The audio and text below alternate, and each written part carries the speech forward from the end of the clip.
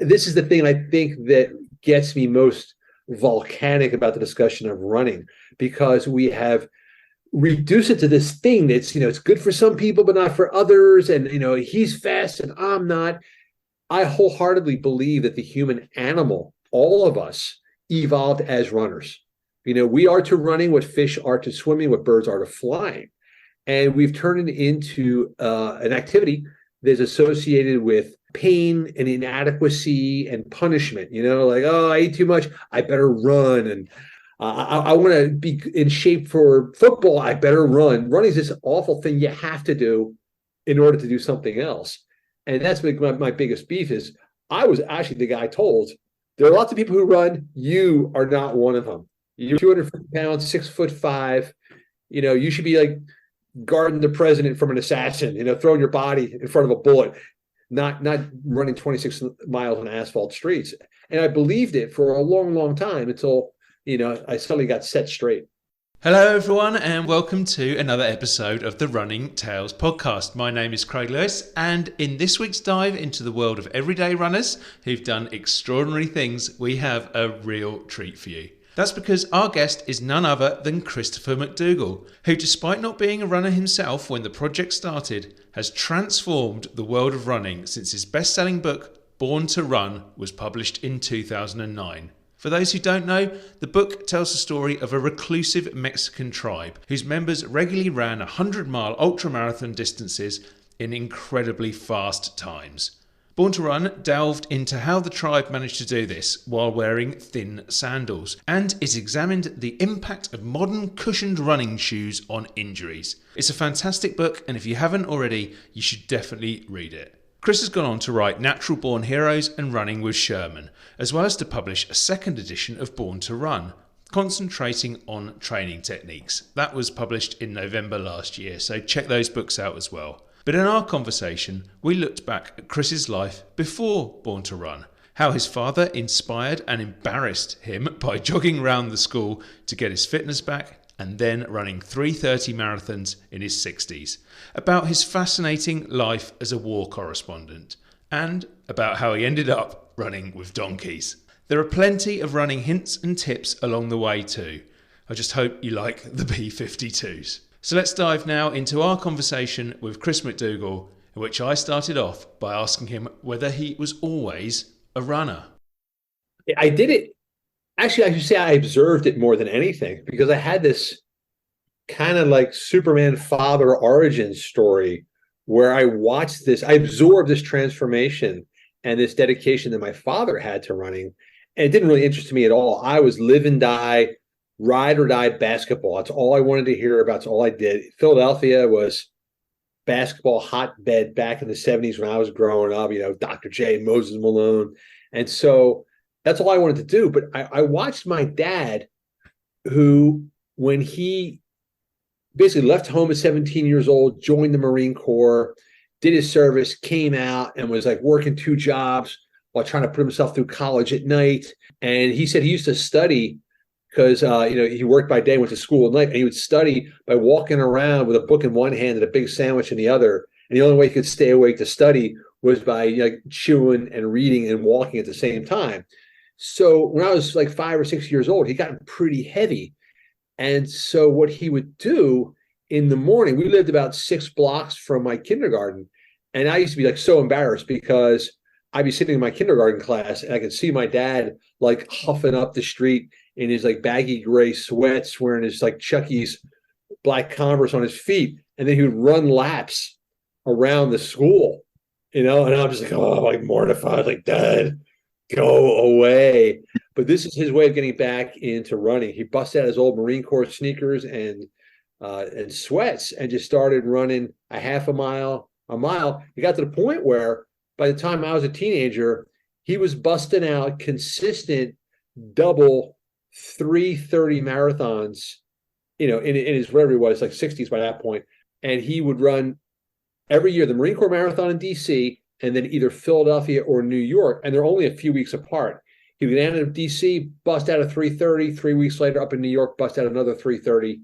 And the other thing was, he had this training system. This is how old school it was, Craig. His training system was to run the number of miles that pertain to the month.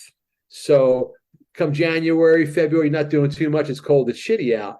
But come April, 4 miles a day. May, 5 miles a day. 6 miles. Now, if you think that's easy, wait till you get to friggin' August. It's hot and you're busting out those 9 a day every days. So I grew up watching this, and I think it got into my bloodstream that this is an activity that is utterly transformative. It can make you the person you want to be. He shucked off, I don't know, like 70, 80 pounds, and was a diehard runner through the rest of his life. And do you think it was in your, I mean, you say in your blood, but also like in your genes that you were kind of destined to be a runner, even though you didn't realize it at that time? So that is a fascinating question. And I would say unequivocally, yes, but not for me, but for everybody. And this is the thing I think that gets me most volcanic about the discussion of running, because we have reduced it to this thing that's, it's good for some people, but not for others. And, he's fast and I'm not. I wholeheartedly believe that the human animal, all of us, evolved as runners. We are to running what fish are to swimming, what birds are to flying. And we've turned it into an activity that's associated with pain and inadequacy and punishment, like, oh, I ate too much, I better run. And, I want to be in shape for football, I better run. Running is this awful thing you have to do in order to do something else. And that's my biggest beef is I was actually the guy told, there are lots of people who run. You are not one of them. You are 250 pounds, 6'5". You should be like guarding the president from an assassin, throwing your body in front of a bullet, not running 26 miles on asphalt streets. And I believed it for a long, long time until, I suddenly got set straight. Yeah, I find that really interesting, actually, the whole idea around the way running is brought into our lives now. It's this thing that you do in PE or whatever, and it's like a punishment if you don't do something right in class. And the number of people I've spoken to on this podcast who absolutely love running and do it as part of their everyday routine now, who hated it as children and who hated it when they were at school, because rather than it being this natural thing that we do, it became this punishment to them. I think most people are still on that shame and pain spiral, that they look at their running. How often do people run and feel really joyful and satisfied with it? Or how often they think, oh, something's bothering me, my foot hurts, I wasn't that fast, I should be doing better, should be doing more, shoulda. And I was having a conversation with someone recently who was actually a former British elite runner, Tina Muir. And in the conversation, she's like, oh, I should be doing this. I'm like, girl, you are like an elite runner. When are you going to be satisfied? And that's the problem. I think that the fun and playfulness has been stripped away because so much of the running machinery, the profit-making machinery is based on making you feel inadequate. If you're inadequate, what do? Well, you buy shoes and you sign up for races and you buy training programs and you buy gels and goos and you buy, as opposed to just, have some fun. Yeah, definitely. Well, we've jumped, Christopher, very quickly into some of the stuff I wanted to discuss later. And my sneaky plan had been to do this in a linear way, but it's all good. That's me, man. Give me an opening. I'll jump on that soapbox. No, good for you. But I just want to reverse a bit, because after you grew up a little bit and you went to college, you ended up working as a war correspondent in some pretty horrible places like Rwanda and so on. And I mean, A, I'm just interested in that, but B, I wonder how that shaped some of your philosophy on life and into that on running. Well, I'm looking at that photo of your left shoulder. What's going on there? What am I seeing there? I think that would be that's a guy called Brendan Rendell running through Africa. He ran the width of Africa over a multi-day thing, and that's him running with school children somewhere in Africa. I'm not exactly sure where. Yeah. So it sort of brought me back. It looked like a very familiar scene, but I couldn't exactly place it. So your question was being about a foreign correspondent in Africa? Yeah, just working out there generally. I mean, first of all, how did you get into that? Because that's a pretty amazing career move. Yeah, it was pretty unexpected. I always kind of wanted to write, but didn't really do anything about making that happen. And I had banged around in Europe for a few years doing odd jobs, and teaching English and things. And I had a friend of a friend who's working for the Associated Press in Madrid, and my Spanish was pretty strong. So I applied for a job with the AP in Madrid and ended up somehow getting hired to be the AP correspondent in Portugal, a country I never visited, didn't speak any Portuguese, didn't know anything about Portugal. But the bureau chief, I don't, for whatever reason, I be honest, I think she was only sticking me in there short term. I think she thought someone better was going to come along. She could butt my sorry ass out of there quick. So I think she kind of plugged a hole that she had with me. But so I got trained up for the job in Madrid for about 2 weeks, and then stuck on a train from Madrid to Lisbon. And then the day I arrive in the Lisbon office, I walk in with my stuff, and it's a 2-person office. It's me and another person. And I walk in, and the other person goes, "Oh, thank God you're here. Civil war just broke out in Angola." I'm like, "Oh, it's too bad. What do you care?" She's like, "Yeah. We cover Angola." I'm like, "Why?" Because it's a former Portuguese colony. Again, you're seeing the depth of knowledge I had at this point. Like, it was? Who knew? And so even though Portugal is on the extreme western part of Europe and Angola is in sub-Saharan Africa, somehow we are the official news correspondents for this, mostly because all the news coming out was in Portuguese, a language, of course, at that point I did not speak. About less than a month later, I was on a plane from Lisbon to Luanda, and stepping off the plane to cover the Angolan Civil War, and it was a figure it out or go home quick moment. What was going on was the photographer that I was assigned to work with me, he spoke Spanish and Portuguese. I spoke Spanish and English. So I would ask him a question in Spanish. He would ask somebody in Portuguese. He'd get the answer in Portuguese, translate it to Spanish, and I would translate it to English. And this is how we were gathering news. But I had a feel for it. I think the thing about it was I think I've got pretty good attention deficiency disorders. I like to run around, I like to see a bunch of different things, and I like to try to figure out how to tell that story. So I settled into the job pretty well, and was a correspondent for a good few years. I guess 8 years, traveling around Europe and Africa, mostly Spain, Portugal, and then all the conflict zones in sub-Saharan Africa: Congo, Angola, Mozambique, Rwanda, and covered those. Yeah, and I know, obviously, particularly in Rwanda, I'm sure you would have seen some pretty horrific things. I've heard you talk about it before, but I just wondered how that shaped your wider view on the world, and the idea, perhaps, and tell me if I'm just reading too much into things, but the idea of civilization sometimes moving too fast for itself.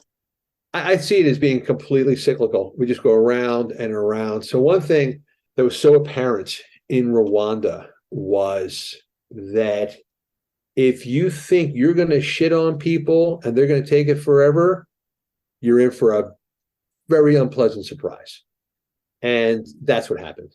You had one group that was dominating the other, shit on, and at one point, boom, it blew up in their faces.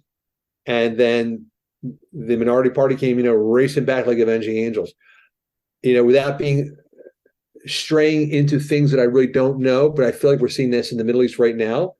If you think you're going to dominate, we're seeing it in Eastern Europe, with Ukraine. You can't assume you're going to drop your big bloody boot on people's necks and keep it there forever. And honestly, in my own country, I take a lot of the responsibility here. I think the United States has sent a message, particularly in the past 8 or so years, of tough, we're the best, you're the worst, we're going to bomb you, we're going to shoot you, we're going to build a wall, we're tough. And like, where is the humanity and the compassion? We have this screeching that started in this country about, we got to build a wall, and people are coming across the border, open borders. I go, dude, it's a humanitarian crisis. No one's coming here because we're such great people, our personalities are so wonderful. It's not like people are coming here to be our friends. They're coming here because they are desperate, and they're making a journey that is extraordinarily dangerous. They're doing it for a reason, not to get anything from you. In Minneapolis, you're fine. Florida, you're fine. They're not taking anything from you. They're trying to survive. And instead, we got to turn it into, like, we got to get them, So you mentioned, give me an opportunity and I'll start preaching. I'll start TED talking you. But that was the thing I would see again and again in Africa, particularly in Angola, where I spent the most amount of time and had the most warm welcome. I got myself into situations like one time I snuck onto a Doctors Without Border helicopter that was crossing over a ring. So the Wambo, which was a rebel group, had taken over one of the main towns. And I'm sorry, it was Unitas took over the town of Wambo. And so a humanitarian helicopter was able to fly over the government troops, and they had a 12-hour window to come in, check on the humanitarian situation in Wambo, and get back out. Well, I was able to sneak onto the helicopter and get access to the city, which had been under siege, and no one had gotten in or out for nearly a year. And I was there, except I missed the helicopter leaving. It left without me. So I'm stuck. I'm stuck in this town. It's in northeastern Angola, surrounded by government troops. I can't get out. And I had nowhere to go. There's like no hotels, no place to go. And a family took me in and shared their food with me, gave me a place to stay, and were able by ham radios to get word back to the capital that there was a journalist stuck in Wambo that needed to get out. And then, a few days later, a government helicopter came and got me out of there. So, but I look at the kindness. I'm a big, dopey white guy in the middle of Africa, and no one showed me anything except kindness. And so what I find is like 99.9% of the world just wants to like have lunch, play with their kids. And it's that other 1/10% that just fucks it up, they just won't stop pushing and fighting and stirring up shit. And unfortunately, it's us older white guys who don't give a shit anymore, and we got to exert our power. So this is a very weird running conversation we're having, Craig. That's what I saw. I saw that people want to enjoy and live and love and have a good time, and people in power stir up shit and won't stop.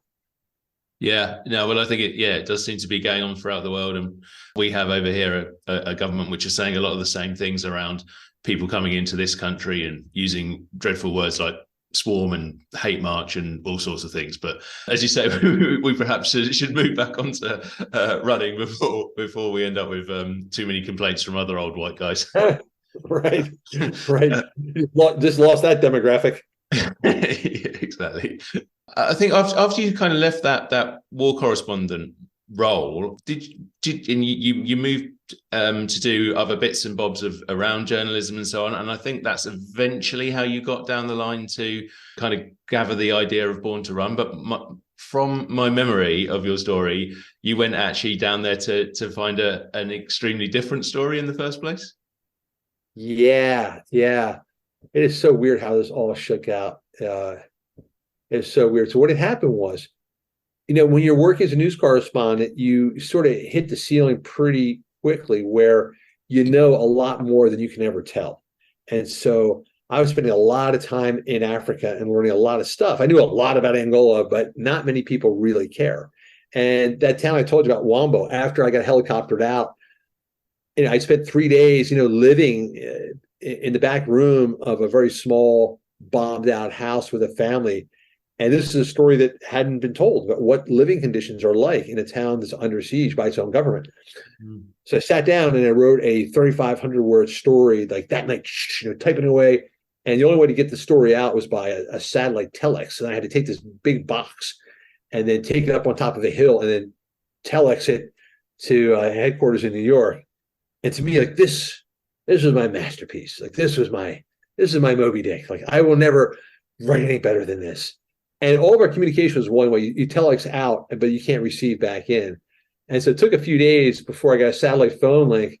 So I call AP headquarters in New York and we go, okay, so what was the reaction to that Mona Lisa? And they're like, yeah, we cut it down to about 300 words. Like, what? And they go, I remember the words exactly. Like, hey, Chris, if the country of Angola disappears from planet Earth, we'll give you 500 words. Until then, 300 is all you get. No, there's 3,500. That was it. Someone in Detroit doesn't care about what life is like in Angola. So what happened was I realized, man, I'm just absorbing all this information, but I got no outlet for it. So that's why I decided to move back to the States, drop out of hard news and get into magazines. But the problem with that is when you're a magazine freelancer, you're competing with all those magazine staffers. There are plenty of guys on salary at Esquire and New York Times Magazine. They're getting paid whether they write or not. And so their editors want to get them out doing stuff. So as an outsider, if I show up with a magazine pitch, it's got to be pretty goddamn volcanic for anybody to hire me instead of using the person they have. It's got to be super juicy. And secondly, something that only you can do that they can't assign out and take from you. And so that's the real trick of freelancing, is how do you make these pitches that are absolutely mouth-watering. And so you kind of living on the hustle, you're constantly promising stuff you're not quite sure you can deliver, because if you knew it, somebody else could do it. So in this case, what had happened was I had a friend who was working for the Associated Press in Mexico City, and I was kind of checking in with her, and she says, hey, you guys covering this Gloria Trevi story? Like, I don't know anything about it. Like, Gloria Trevi, man, she was like the biggest monster star in Mexico in the 80s and 90s. And this is like 2000 and whatever it was, 4 or 5, or so. And I go, no, I hadn't heard about her. Oh, yeah, massive. She's like the Taylor Swift of Mexico. And now she's on the run from the law. And the story was that Gloria Trevi and her manager, rumors began to circulate about whether they're up to some kind of shenanigans with the backup singers. So when the police go to investigate, they knock on the door of the mansion, the door swings open, it's unlocked, and the house is empty. Like Trevi and her manager and about 10 of these girls had just vanished. And so they started a manhunt across South America. They can't find them. And then there were sightings like, hey, someone thought they saw them in Argentina, someone saw them in Bolivia, someone saw them in Spain, but no one knew where they were. Again, just imagine Taylor Swift and whoever the guy she's dating now, the football player. Imagine those two just vanished with 6 other girls, and no one could find them. Like the most famous faces, they couldn't see them. So I called the New York Times Magazine and said, hey, I got a great story for you guys. This pop singer disappeared. I think I know where she is. I'm going to track them down and get an interview. And I'm also going to interview the families of her backup singers. And the New York Times Magazine is like, dude, good luck. If you can do it, go for it. Yeah, you got the assignment. But I had no idea where the hell they were. So I got the assignment first. And then when they were captured in Brazil. So I had first gone to Mexico already to interview the families of some of the women that were involved in this clan. And a lot of them were based around Chihuahua. For some reason, Trevi and her manager used to recruit these young women from the city of Chihuahua. And so while I'm in Chihuahua, that's when I first saw these images of the Tarahumara. And I'm like, hey, who are the dudes in the dresses? Like, what's their story? And they said, oh, yeah, there's this tribe of amazing runners that live down in the canyons, and they can run 200 miles. And at the time, I was a contributor to Runner's World. I'd written a bunch of stories for Runner's World. And I'm thinking, why have I never heard about these people? Like, there's these people in North America that run these distances. I've never even heard about them. And that's when I thought, okay, this is a cool other story. And again, I only was tip of the iceberg. I didn't realize how cool it was going to get. Yeah. One quick question first before we move on to some of that. Did you manage to get that other story in the New York Times Magazine in the end?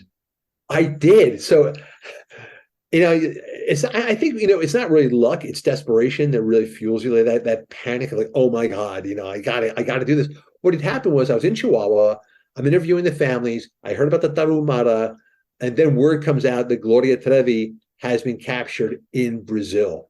So I fly back to my home in Pennsylvania, and she was doing no interviews, no absolute radio silence in this Brazilian prison. So I called the AP office in Brazil, in Rio de Janeiro, and because I was familiar with how the Associated Press works, I knew to call on a Sunday afternoon when they'd have whatever low-ranking person, newcomer to the office would be working there. So I call up and I tell them, and I spoke Portuguese, I go, hey, listen, it's McDougall, AP Lisbon. I need the cell number of Trevi's attorney right away.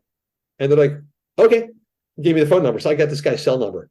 And I call him up. I said, look, I'm calling from the New York Times Magazine, blah, blah, blah. We're going to do one story and one story only. Either you're going to cooperate and you're going to be heard, or you're not going to cooperate and the other side's going to tell their story. And the guy's like, okay, but you got to get down here quick because, Carnival is beginning on Friday. And this is like Tuesday. So you got to get here like right away because when Carnival starts, that's it. Everything shuts down for 2 weeks. Oh, and by the way, she's pregnant and we don't know how. I'm like, what? Yeah, somehow she got pregnant behind bars. We don't know how. So yeah, I raced down to Rio and it just snowballed. But yeah, I ended up getting an interview with her behind bars, the only one, and her manager. and got that into the Times Magazine, and then circled back and go, okay, now that's done. Now I'm going to go back to that tribe and pick that one up. Oh, fantastic. It was brilliant. And at this time, with Born to Run kind of starting to ferment, were you actually doing any running? Did you have time to do any running? Yeah.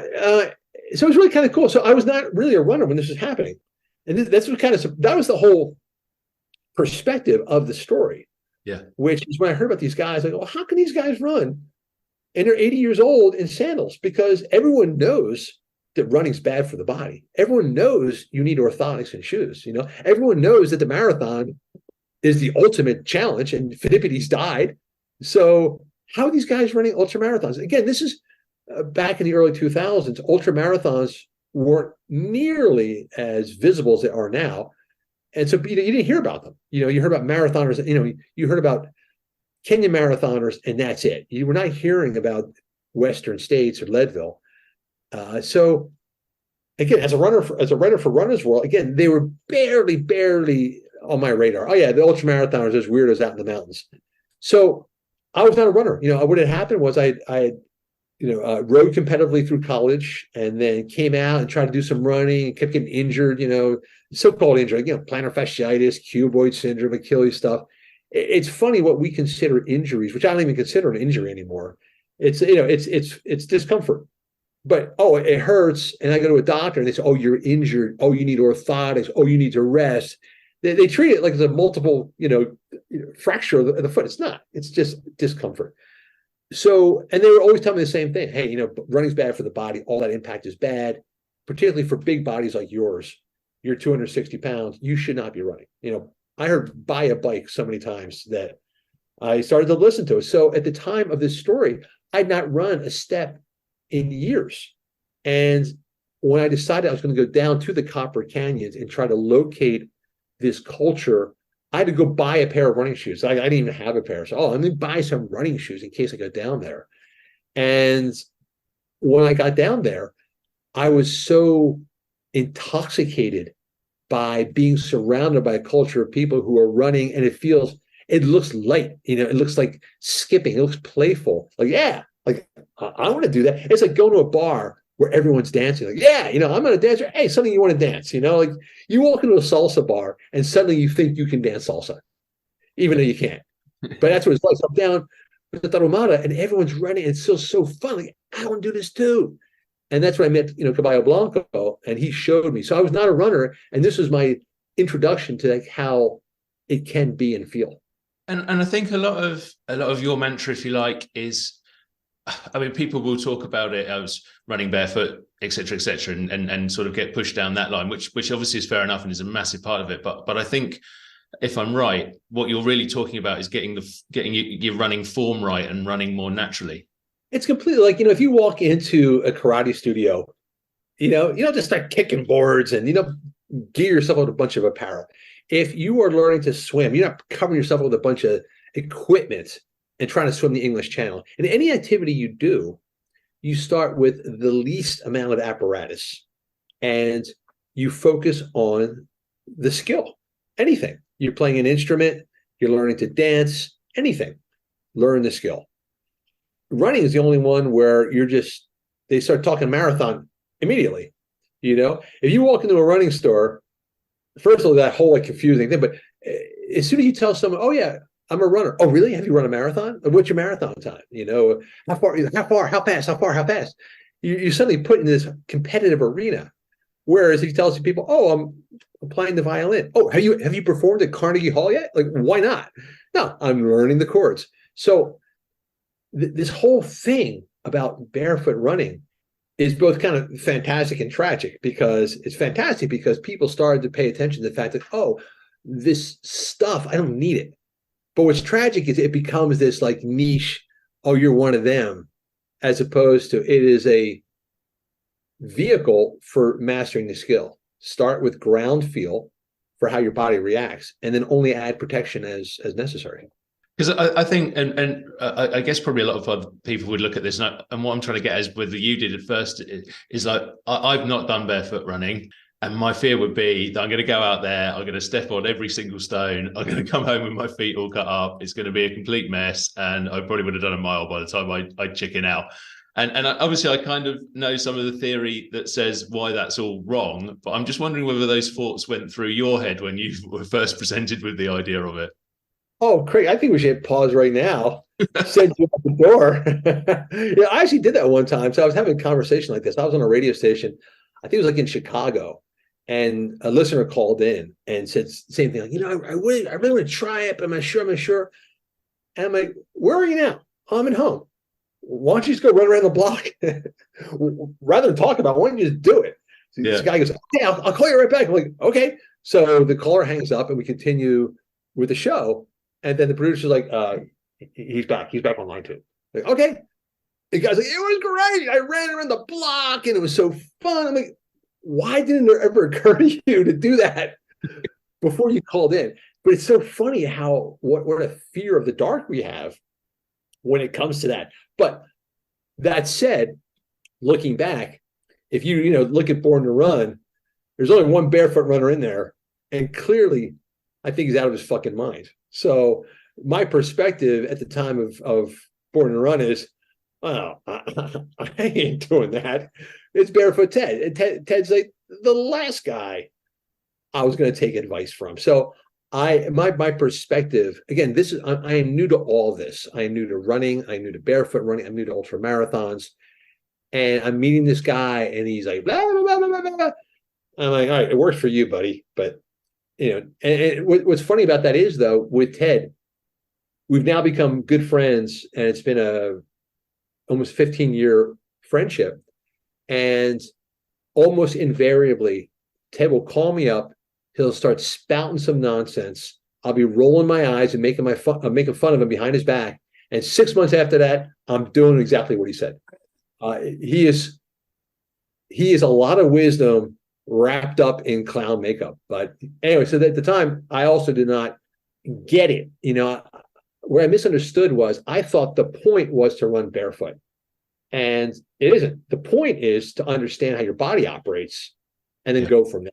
With that in mind, what do you make of some of the elite runners at the moment and the incredibly cushioned shoes that they're using, which are apparently making them run world record times, but also the knock-on effect that has for everyday runners who then want to go out and think that a pair of Vaporflies can make them run a marathon in 2 hours 20? Well, if I'm not mistaken, it's not the cushioning, it's the carbon fiber spring, right? Isn't that carbon cantilever? So yeah. I think one big misconception about cushioning is that somehow it's like a spring, that like a cushion bounces, and it doesn't. A cushion sinks, and then you lift your foot off the ground. A cushion does not rebound. It's not popping you up in the air. And so there's that false apprehension among people that like, oh, I got these big, thick Hokas on, and I'm bouncing. You're not. You're just deadening the perception of impact. That's all. The impact is still hitting your body. It didn't go away. It's still hitting your body. You're just not feeling it because it's all mushed into that foam. But the super shoes with that carbon cantilever, again, I'm a little ignorant because it interests me so little. It's kind of like when people talk about those like shark skin swimsuits that like Michael Phelps used to wear. I'm kind of not giving a shit. Like I got a lot other stuff I can do before the shark skin is going to make a difference. It's like these like kind of pudgy older guys that buy those really expensive carbon fiber bikes. Like, okay, you took a gram off your bike, but you still got 100 pounds around your waist. It's like you can't buy your way out of it. So with the super shoes, again, it's unfortunate. This is how the industry works. They take somebody, Kipchoge, who is operating in the world of hundreds of seconds, where a super shoe will make that difference. And everybody wants to be like him, but that 100th of a second does not matter to me. It ain't making a damn bit of difference in my life. And yet that's what we want to buy. And it's unfortunate. I think, and I'm guilty of it like anybody else, we'd rather buy than learn. I'm trying to learn the Hawaiian language right now. I'd much rather buy it if I could than have to sit down and learn it. So that's my thing with running. There's so many other things you can do which are free and joyful and fun rather than buying these, expensive things which will be completely defunct in 6 months when they're trying to sell you something else. That's the thing about it is, man, listen, if the running industry was focused on teaching people good running form and then sell them a shoe, great. But they're not. They take no responsibility for that. They just throw you the keys to the car and say, you figure out how to drive it. Yeah, and I guess it also comes back to this idea that we were talking about earlier as running as a natural thing. It's just like head out in whatever shoes you've got, in your bare feet, whatever. Go out on the trails, have a look around in nature. You don't have to be thinking that this week I've got to do a 5K under 20 minutes or that I'm going to be the next person to rush around the marathon really quickly. The number one priority perhaps should be go out and enjoy it. And if you've got a couple of friends you can run with, you'll probably enjoy it even more. Yeah. And the thing is that too is that unfortunately, not that many people have access to trails.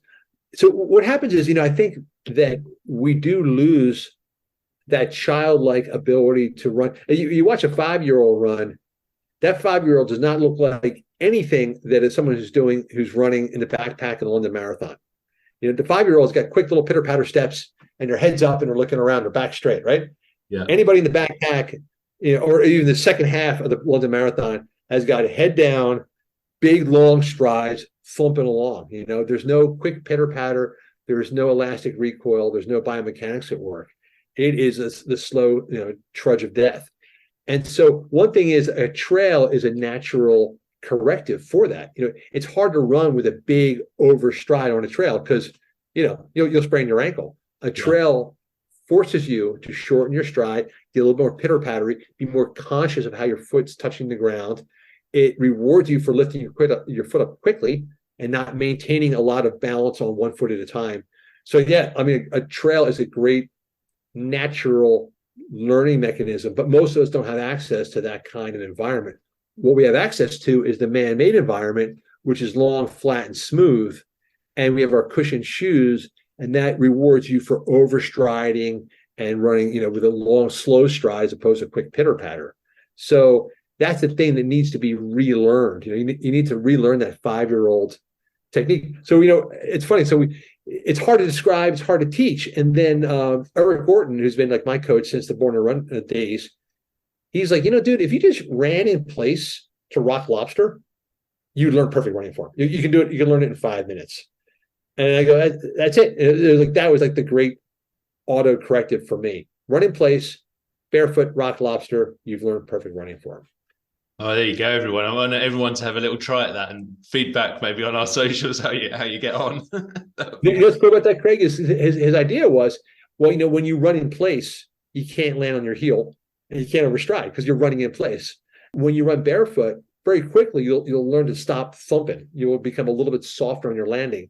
And Rock Lobster is like 98 beats per minute. So you start to, you get that quick rhythmic stride, like that instead of boom, boom, boom. So when you start to run in place to that quick stride, that quick cadence, you're lifting your foot off the ground, you're landing on your forefoot, and you're driving with your knee. You can't kick back either. It doesn't work. Kick back, running in place doesn't work. You have to lift your knee. So you should check it out. It is unbelievable how effective it is. Definitely. I definitely have to give that a try because actually listening to some of what you're saying about being more shortening your stride because you're having to go out on trails. I used to do a lot of running just on roads and I'd go out. Half my problem was I'd go out and try and run every run as fast as I could. And I was getting a lot of problems with my ankles. And over the last couple of years, I've really slowed down and I haven't had problems with my ankles. But what I perhaps didn't think about was that I've also been going out on trails a lot more rather than the roads. And I wonder how much that has actually fitted into that improvement. Oh, I would bet substantially.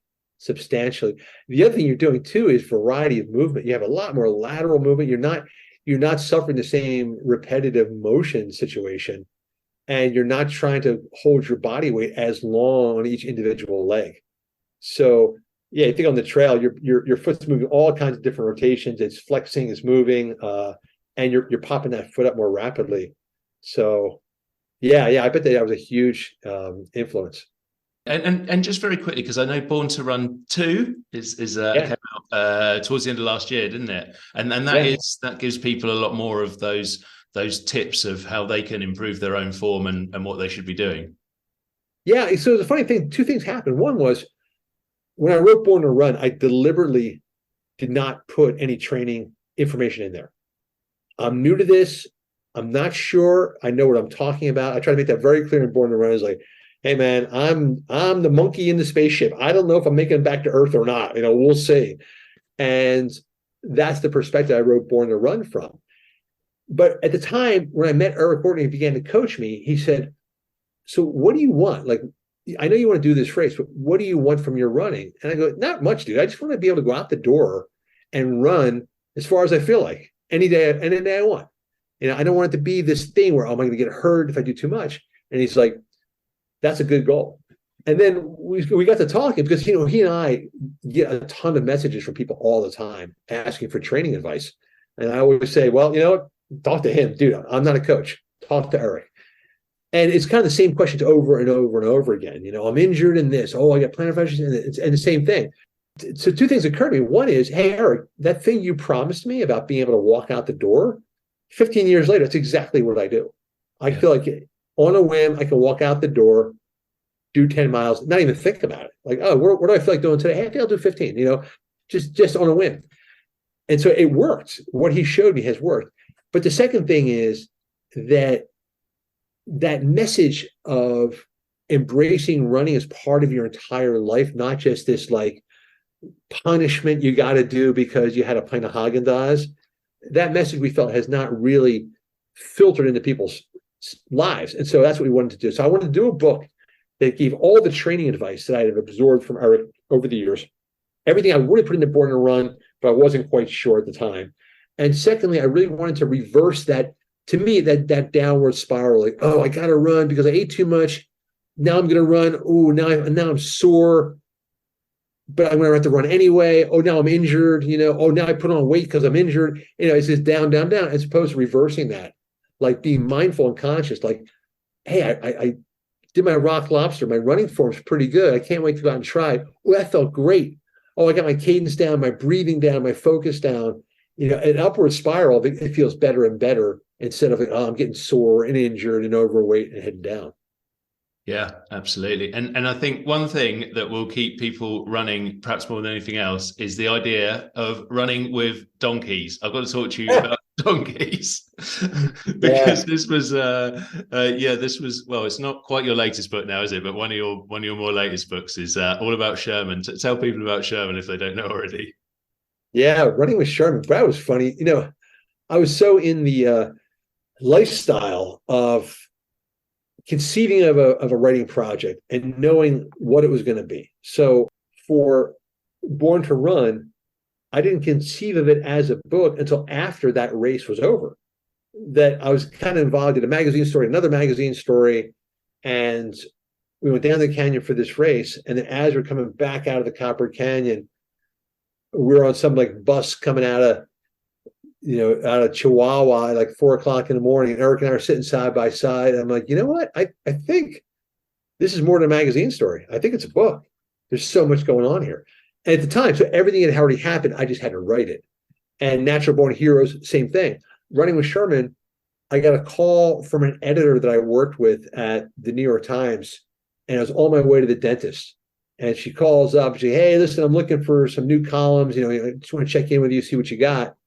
And I'm like, yeah, sorry, I've been kind of distracted lately. We took in this rescue donkey, and it's been a real fiasco. And I don't know if it's going to live, but this is going to sound weird, but I'm trying to make it into my running partner. She's like, why? I said, well, we got a friend that tells me that every animal needs a purpose. Humans, donkeys, you need a purpose. You need something that gets you moving. And that movement is medicine. And so you got to get this donkey moving or it's going to die. And I'm trying to make it go running with me. And she's like, oh my God, that's going to be such a great book. I'm like, no, Tanya, I'm not writing a book. Tara, I'm not writing a book. I'm just, this is my life. This is not a project. She's like, that's why it's going to be a great book. What had happened was we lived in a very rural part of Pennsylvania, a place called Peach Bottom, Pennsylvania. And we had one day been out on a hike and saw this woman coming up the trail riding a donkey, which is kind of weird. It's not an East Coast United States animal. It's a Rocky Mountain thing. It'd be like seeing someone riding a zebra. So my kids were kind of enchanted by this woman with her pack saddle and this donkey riding the trail.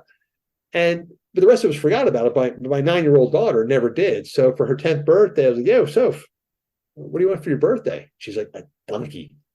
And I'm like, come on, dude. Dial it back in. Maybe, you want some Barbie stuff? You're not getting a donkey. I really want a donkey. I could ride it to school. And I sort of think like, you know what? It's actually not out of the question. We lived like 2 miles down a rural road. There's no reason why she couldn't ride the donkey tied up. I could run up there, pick up the donkey, and bring it home like that. And so that little fantasy in my brain, like, man, that'd be pretty freaking badass. My kid just rocking up to school on her donkey, tying it up to like the bike rack, and then me going to pick it up. So I started spinning my wheels, and I started asking around. And we had a neighbor who said, actually, we got a person in our church that's got a donkey, and we got to get it away from him. He's a hoarder. This thing's in bad shape. And so, okay, cool, free donkey. So I went and got it, but it was in much, much, much worse physical and mental condition than we had anticipated. And that's why our friend Tanya, who was the woman we'd originally seen riding on the trail, she said, you got to give this thing a hobby, a job. And I'm like, dude, I don't know what a job is for a donkey, but I like to run every day. Maybe I'll take him running. And that was it. So the thing was, could we turn Sherman into a long distance running partner? And then what I soon realized is that the only way to solve a problem with a donkey is to throw more donkeys at the problem. So the more donkeys you have, actually the easier it is. So we ended up with 3 donkeys, and me and my wife and our friend Zeke, who was a young kid struggling with some mental health problems, we became this whack pack of donkey runners. Oh, it's just incredible. I absolutely love that story. I love the idea that not only were humans born to run, but so were donkeys as well. And man, they will toast you. If you ever get out to Colorado for the burro races, where people run 29 miles with their donkeys, what you see pretty quickly is, man, the donkeys have got it wired. They handle those mountains, 12,000 feet, 29 miles, no problem. The trick is convincing them that they actually want to do it. Once they're on board with the concept, they're dynamite. Fantastic. So just finally, just to finish off, if there's any tip for either donkeys or more importantly, us looking to get into running, looking to start, what would your very quick tips be to people? Yeah, I think the thing is, do less. Do less. Less shoe, less miles, less speed. Do less. One thing we tell people, so we hear this a lot, in Born to Run 2, we are telling people that their initial runs when they start should have a low heart rate at a conversational pace, but a high cadence. So you want to be at like 90 strides per foot, like 180 strides per minute, but at a conversational pace. So if you and I were going for a 2-mile run, we'd be talking exactly as we are right now without breathlessness, but our feet would be like this. And so we would get a lot of messages from people like, I can't do it. Like if I do 180, I can't breathe. And I go, do less, relax. And what usually happens when people run, it's this big muscular thing. They're lifting their feet high and they're wearing their big cushion shoes. The thing about a cushion shoe is it's a lot of shoe that you need to get off the ground. It's a lot of cushion that you need to clear. So you got to lift your foot pretty high to keep that big, thick sole off the ground. And so it creates an obstacle. You're running with a big thing on your foot. You now have to lift up. And you're trying to run too fast, too far. So just do less. You come out of it feeling like, oh, I should have done more. Perfect. Finish your run feeling like, oh, I could do 2 more. Perfect. Do them tomorrow. That's kind of my thing. But people don't want to hear that. They're constantly on, got to run faster than my wife. Can't get checked. Got to be faster than her. Got to train for a marathon. Got to get the carbon fiber shoes. Instead of just like, hey, man, just go out, do less. Leave yourself a little hungry every day. Fantastic. Oh, well, Christopher, that's amazing advice. Obviously, we all know it's advice that's really gripped the world over the last 15 years or so. So thank you so much for sharing a little bit more of your wisdom with us today on the Running Tales podcast. Hey, Craig, I enjoyed it. And I really appreciate the fact that you showed up early in the morning and fired up with good questions and ready to go. I really appreciate it. Thanks again to Christopher McDougall for joining us on this week's Running Tales podcast. I hope you enjoyed this week's episode as much as I did. It was absolutely fantastic to dive into some of Chris's wisdom. These days, Chris is based in Hawaii, hence why he's talking to me at the end there about me having to get up so early in the UK. But I should thank him, firstly, for staying up so late in Hawaii himself, and secondly, for being so generous with his time and for agreeing to come and speak to me on Running Tales at a time where I put out a bit of a Twitter plea for guests, and what a guest to have respond. Running Tales fans, if you do get out there and you try a little bit of barefoot running, you try a bit of running to the B-52s, please let us know. Contact us on our social media channels. We're on Facebook, Instagram, Twitter or X, or whatever you call it these days. We'd love to see your videos or just know how you got on doing that. Or you can contact me at craig@runningtales.co.uk.